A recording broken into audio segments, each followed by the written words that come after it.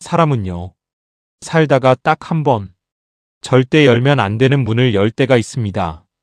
근데 이상하게 그 문 하나 때문에 인생이 완전히 바뀌기도 합니다. 2022년 여름이었습니다. 서울이고 경기고 할 것 없이 폭우가 미친 듯이 쏟아지던 날, 뉴스에서는 계속 침수 속보가 나오고 있었고, 시장 상인들은 물 퍼내느라 정신이 없었어요. 근데 장사보다 더 무서운 건 따로 있었습니다. 그날은 이상하게 사람들이 전부 예민해져 있었거든요. 비 오래 오면 사람도 날카로워집니다. 괜히 짜증나고, 괜히 서럽고, 괜히 옛날 생각나고, 저도 그랬습니다. 제 이름은 나옥분. 당시 59. 망해가는 닭강정 가게 하나 붙잡고 살던 여자였습니다. 남편은 15년 전에 죽었습니다. 공사장 사고였어요. 근데 보상금? 그런 거 없습니다. 하청에 재하청 걸린 현장이었거든요. 사람 하나 죽어도 책임지는 놈이 없더라고요. 그 뒤로 혼자 아들 키웠습니다. 근데 그 아들도 32 되던 해집 나갔어요. 엄마랑 살면 숨 막혀. 그 말 남기고. 와, 그 말이요. 평생 귀에 남습니다. 부모는 죽을 때까지 자식 걱정인데 자식은 어느 순간 부모를 짐처럼 보거든요. 그 뒤로 저는 완전히 독해졌습니다. 시장에서도 유명했어요. 옥분이 아줌마 성질 더럽다. 근데 사람이 안 변하면 못 버팁니다. 새벽 5시부터 닭 튀기고 밤 11시까지 서 있으면요. 친절이고 뭐고 다 사라집니다. 특히 비 오는 날은 최악이었습니다. 기름 냄새에 눅눅한 시장 바닥, 젖은 박스, 상한 무 냄새. 거기다 손님들은 꼭 이런 날 와서 그러죠. 아줌마 서비스 좀 줘요. 와, 진짜 속에서 천불 납니다. 그날도 장사 완전 망쳤습니다. 비가 너무 와서 사람 자체가 없었어요. 남은 닭강정만 한가득. 저는 짜증 섞인 한숨 쉬면서 셔터 내리려 했습니다. 근데 그 순간 쿵쿵쿵쿵 누가 미친 듯이 문 두드리더라고요. 처음엔 술 취한 손님인 줄 알았습니다. 그래서 소리쳤어요. 끝났어요. 근데 또 두드리더군요. 쿵쿵쿵. 그리고 들렸습니다. 아줌마 제발 문 좀 열어주세요. 와, 그 목소리가 이상했습니다. 숨 넘어가기 직전 사람 목소리였어요. 저는 순간 소름이 돋았습니다. 문 살짝 열었는데 거기 애 둘이 서 있더라고요. 남자애 하나, 여자애 하나. 근데 상태가 정상이 아니었습니다. 둘 다 비 맞아서 덜덜 떨고 있었고 여자의 흰 티에는 피가 묻어 있었어요. 그리고 남자의 손에는 식칼이 들려 있었습니다. 와, 진짜 심장 떨어지는 줄 알았습니다. 저는 반사적으로 문 닫으려 했어요.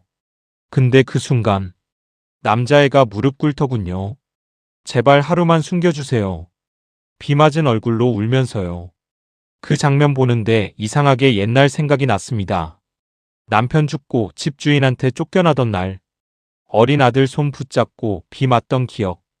와, 사람은 자기 아팠던 순간이랑 비슷한 장면 보면 무너집니다. 결국 저는 애들을 들였습니다. 근데 문 닫는 순간부터 제 인생도 같이 닫혔던 겁니다. 가게 안으로 들어온 애들은 계속 벌벌 떨었습니다. 제가 수건 던져주며 물었어요. 누구한테 쫓기는데? 근데 둘 다 대답을 안 하더라고요. 대신 여자애가 갑자기 울면서 말했습니다. 엄마가 우리 죽이려고 했어요. 처음엔 솔직히 거짓말인 줄 알았습니다.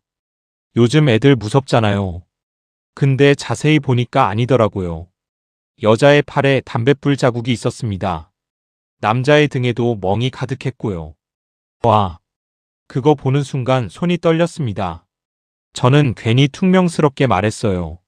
일단 라면 먹어. 근데 애들이 진짜 정신없이 먹더라고요. 특히 여자애. 국물 한 방울까지 떠먹는데 보는 제가 더 울컥했습니다. 사람이 얼마나 굶었으면 저럴까 싶어서요. 그때였습니다. 밖에서 차 급브레이크 밟는 소리가 들렸어요. 끼익. 순간 남자의 얼굴이 새하얘졌습니다. 그리고 갑자기 가게 불 꺼달라고 하더군요. 제발요. 와, 그 표정이 아직도 기억납니다. 살려고 도망치는 사람 표정. 저는 말없이 불 껐습니다. 그리고 셔터 틈으로 밖을 봤는데 검은 SUV 한 대가 시장 앞에 서 있더라고요. 차에서 어떤 여자가 내렸습니다. 하이힐 신고 우산도 안 쓰고 걸어오는데 분위기가 이상했어요. 딱 봐도 보통 사람이 아니었습니다. 그리고 그 여자가 시장 골목 돌면서 소리쳤습니다. 민준아, 수아야, 엄마 화 안 났어. 와. 근데 그 말투가요. 사람 소름 돋게 하는 말투였습니다. 겉으론 다정한데 안에 칼 숨긴 느낌. 그 순간 여자애가 제 뒤에서 오줌 지를 듯 떨더군요. 아줌마 제발 말하지 마세요. 저는 그때 직감했습니다. 이거 보통 일 아니다. 근데 문제는 그 다음이었습니다. 다음 날 아침, 경찰이 들이닥쳤어요.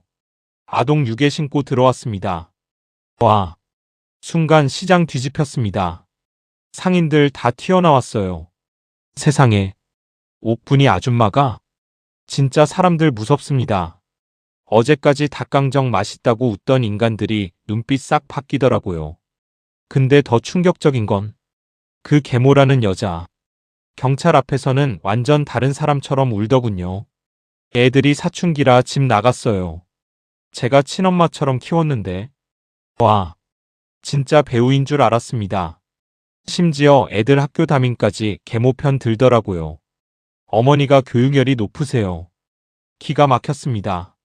반면 저는요. 시장 과부, 성질 더러운 여자, 혼자 사는 여자. 딱 사람들이 의심하기 좋은 조건이었죠. 결국 경찰은 애들 데려가려 했습니다. 근데 그 순간 여자의 수아가 제 다리 붙잡고 울기 시작했어요. 아줌마 제발. 집 가면 진짜 죽어요. 시장 사람들 표정 굳었습니다. 근데도 아무도 안 나섰어요. 왜냐고요? 다들 귀찮아질까봐. 사람들은요. 정의보다 자기 일이 더 중요합니다. 결국 저는 처음으로 경찰한테 소리 질렀습니다. 애들 몸부터 보라고요. 그 말에 여자 경찰이 팔 걷어봤고 순간 분위기 얼어붙었습니다. 멍. 화상 자국. 칼에 긁힌 상처까지. 그제야 경찰 표정 바뀌더군요. 근데 와. 진짜 소름은 그 다음이었습니다. 계모 얼굴이 하나도 안 변했어요. 보통 사람 같으면 당황하잖아요. 근데 그 여자는 오히려 웃었습니다. 아주 살짝. 그 웃음 보는 순간 저는 본능적으로 느꼈어요. 저 여자애들 절대 안 놔준다. 그리고 그 예감은 맞았습니다. 그날 이후 제 인생은 완전히 망가지기 시작했습니다. 처음엔 별거 아닌 줄 알았습니다. 경찰에서 아동보호기관 연결하고 애들 잠깐 쉼터 보내면 끝날 줄 알았어요. 근데 세상은 그렇게 간단하지 않더라고요. 이틀 뒤부터 시장 분위기가 이상해졌습니다. 제가 지나가면 사람들이 수군거렸어요. 괜히 끼어들었다가 일 커졌대. 요즘 애들 말만 믿으면 안 된다니까. 그래도 남의 집 애를 왜 데려와. 와. 진짜 사람은요. 칼보다 말에 더 오래 찔립니다. 특히 나이 들면 더 그래요. 대놓고 욕하면 차라리 싸우는데 뒤에서 소곤거리는 건 사람 미치게 하거든요. 거기다 인터넷에 글까지 올라왔습니다. 시장 과부가 재산 노리고 애들 세매. 애들 이용해서 후원금 받으려는 거 아님? 와 진짜. 댓글이라는 게 무섭더라고요. 보지도 않은 인간들이 사람 하나를 괴물로 만듭니다. 그 뒤로 장사도 완전히 망했습니다. 원래 저녁 되면 줄 서던 닭강정집인데 손님이 뚝 끊겼어요. 어떤 손님은 와서 휴대폰으로 제 얼굴 찍고 가더군요. 어우 진짜 저 아줌마 맞네. 그날 집 와서 처음으로 울었습니다. 진짜 억울해서요. 나는 애들 살리려고 문 열어준 건데 세상은 저를 이상한 사람 만들고 있었거든요. 근데 더 미칠 일은 따로 있었습니다. 며칠 뒤 애들이 다시 저를 찾아왔어요. 새벽 2시였습니다. 쿵쿵쿵. 문 두드리는 소리에 나가봤더니 민준이랑 수아가 또 서 있더라고요. 근데 이번엔 상태가 더 심각했습니다. 민준이 입술 다 터져 있었고 수아는 맨발이었어요. 비닐봉지 하나 들고 벌벌 떨고 있더군요. 또 도망친 거야? 그러자 민준이가 이를 악물고 말했습니다. 그 여자가 수아 정신병원 보내려 했어요. 와. 순간 진짜 등골 서늘했습니다. 알고 보니 계모가 병원장이랑 짜고 애들을 문제아로 몰아 시설 보내려 했던 겁니다. 왜냐고요? 애들만 없어지면 친부 보험금과 건물 상속이 전부 자기 차지가 되거든요. 와. 돈 앞에서는 진짜 사람이 악마가 됩니다. 저는 결국 애들 다시 숨겨줬습니다. 근데 그날 밤 민준이가 갑자기 식칼 꺼내더군요. 죽여버릴 거예요. 순간 심장이 철렁했습니다. 누굴? 그 여자요. 와. 그 눈빛이요. 진짜 사람이 벼랑 끝까지 몰렸을 때 나오는 눈빛이었습니다. 저는 민준이 손에서 칼 뺏으며 소리쳤어요. 너 인생 끝내려고 그래? 너까지 망가지면 수아는 어떡해? 근데 민준이가 갑자기 무너지듯 울더군요. 아줌마 저 진짜 너무 무서워요. 와. 그 순간 저도 같이 울었습니다. 15살짜리 애가 얼마나 무서웠으면 저럴까 싶어서요. 그날 이후 애들은 제 반지하 집에서 숨어 지냈습니다. 근데 진짜 현실은 처참했습니다. 반찬 살 돈도 없었어요. 3명이 컵라면 나눠 먹고 선풍기 하나로 버텼습니다. 수아는 밤마다 악몽 꿨어요. 자다가 갑자기 벌떡 일어나 울었습니다. 엄마 잘못했어요. 때리지 마. 와. 그 소리 들으면 잠이 안 옵니다. 사람이 맞고 산 흔적은 몸보다 머리에 오래 남거든요. 근데 민준이는 점점 이상해졌습니다. 학교 안 가고 싸움질하고 동네 양아치들이랑 어울리기 시작했어요. 어느 날은 경찰서에서 전화까지 왔습니다. 오토바이 훔친 애들이랑 같이 있었다고. 와. 진짜 눈앞이 캄캄하더군요. 저는 경찰서 가는 길에 계속 중얼거렸어요. 내가 괜히 데려왔나? 솔직히 후회했습니다. 나 하나 먹고 살기도 힘든데 왜 남의 인생까지 떠안았나 싶었어요. 근데 경찰서에서 민준이 얼굴 보는 순간 또 무너지더라고요. 애가 일부러 센 척하는데 눈은 완전히 겁먹은 애 눈이었거든요. 집 오는 길에 제가 화냈습니다. 너 그러다 진짜 인생 망해. 근데 민준이가 갑자기 소리 지르더군요. 그럼 어떻게 살아야 하는데요? 와. 그 한마디에 저는 아무 말도 못했습니다. 생각해보니까 맞더라고요. 누가 그 애한테 제대로 사는 법 알려준 적 있었겠어요. 맞지 않는 법만 배웠지. 그날 이후 저는 악착같이 버텼습니다. 새벽에는 닭 튀기고 밤에는 대리 설거지까지 뛰었어요. 손가락 관절 다 망가졌습니다. 비 오는 날이면 손이 퉁퉁 부어서 젓가락도 못 잡을 정도였어요. 근데도 애들 밥은 먹여야 했습니다. 그리고 시간이 조금씩 흘렀습니다. 수아는 공부를 정말 악착같이 했어요. 새벽까지 문제집 붙잡고 있더군요. 제가 그랬어요. 그렇게 공부해서 뭐 하려고. 그러자 수아가 웃으면서 말했습니다. 돈 많이 벌어서 아줌마 집 사줄 거예요. 와. 그 말 듣는데 괜히 눈물이 나더라고요. 근데 민준이는 결국 집을 나갔습니다. 20살 되던 겨울. 편지 하나 남기고 사라졌어요. 아줌마 이제 저 찾지 마세요. 와. 그 편지 읽는데 진짜 숨이 안 쉬어졌습니다. 배신감도 들고 서운하기도 하고 무섭기도 했어요. 얘 죽은 거 아니야? 별 생각 다 들더군요. 수아는 그런 저를 붙잡고 울었습니다. 아줌마 이제 저라도 있잖아요. 근데 솔직히 말하면요.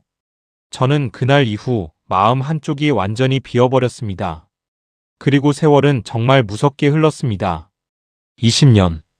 시장도 재개발로 사라졌고 저는 작은 임대 아파트로 이사 갔습니다. 수아는 간호사가 됐어요. 야간 근무까지 뛰며 돈 벌더군요. 근데 저는 점점 몸이 망가지기 시작했습니다. 당뇨, 관절염, 그리고 치매 초기. 병원에서 설명 듣는데 갑자기 겁이 나더라고요. 아, 나 진짜 혼자 죽겠구나. 나이 들면 제일 무서운 게 돈도 병도 아닙니다. 혼자 남는 거예요. 근데 어느 날 수아가 갑자기 울면서 들어왔습니다. 아줌마 민준 오빠 찾았대요. 순간 심장이 덜컥했습니다. 살아있긴 한 거구나. 근데 더 놀라운 건 다음 말이었습니다. 근데 조직폭력배래요. 와, 진짜 눈앞이 하얘졌습니다. 알고 보니 민준이가 지방폭력 조직에서 일한다는 소문이 돌고 있었어요. 그날 밤 잠이 안 왔습니다. 내가 애를 잘못 키웠구나. 진짜 죽고 싶을 만큼 미안하더군요. 근데 며칠 뒤 제가 쓰러졌습니다. 새벽에 혼자 화장실 가다가 그대로 정신 잃었어요. 그리고 병원에서 눈 떴는데 밖이 이상했습니다. 복도에 검은 양복 입은 사람들이 가득했어요. 처음엔 무서웠습니다. 아, 진짜 조폭된 건가? 근데 병실 문 열리더니 어떤 남자가 들어왔습니다. 키 엄청 크고 비싼 정장 입은 남자. 근데 들어오자마자 그대로 무릎 꿇더군요. 아줌마. 민준이었습니다. 근데 저는 처음에 못 알아봤어요. 얼굴이 완전히 달라졌거든요. 그리고 민준이가 울기 시작했습니다. 와, 그 큰 남자가 애처럼 우는데 저도 같이 무너지더라고요. 나중에 들었습니다. 민준이는 조직폭력배가 아니라 불법 사채업 조직 잡는 민간 보안업체 대표가 되어 있었어요. 왜 그런 일 했냐고요? 민준이가 그러더군요. 그때 우리 아무도 안 지켜줬잖아요. 와, 그 말 듣는데 진짜 가슴 찢어졌습니다. 근데 마지막 반전은 더 충격적이었습니다. 그 계모 있잖아요. 최미란. 그 여자. 수십 년 뒤 결국 혼자 고독사했습니다. 자식도 없고 가족도 없었어요. 근데 더 소름인 건 죽기 전에 경찰 조사 다시 받았다는 겁니다. 민준이 친아버지 사고. 그거 단순 사고 아니었던 거예요. 보험금 때문에 일부러 브레이크 손댔다는 의혹이 새로 나온 겁니다. 와, 민준이는 그 이야기 듣고도 한참 말이 없더군요. 그러다 딱 한마디 했습니다. 그래도 전 복수 안 할래요. 아줌마처럼 살고 싶어요. 그 말 듣는데 진짜 눈물이 멈추질 않았습니다. 그리고 몇 달 뒤, 민준이랑 수아가 저 데리고 새 집으로 갔습니다. 한강 보이는 아파트였어요. 저 같은 사람은 평생 못 살아볼 집. 근데 들어가자마자 저는 또 울었습니다. 주방에 오래된 양은 냄비 하나가 있더라고요. 옛날 시장에서 쓰던 제 냄비. 민준이가 몰래 가져다 놓은 거였습니다. 그리고 웃으면서 그러더군요. 아줌마. 아니 엄마. 이제 비 오는 날 문 잠그지 마요. 와. 그 말 듣는데 진짜 제 인생의 모든 포구가 끝난 기분이었습니다.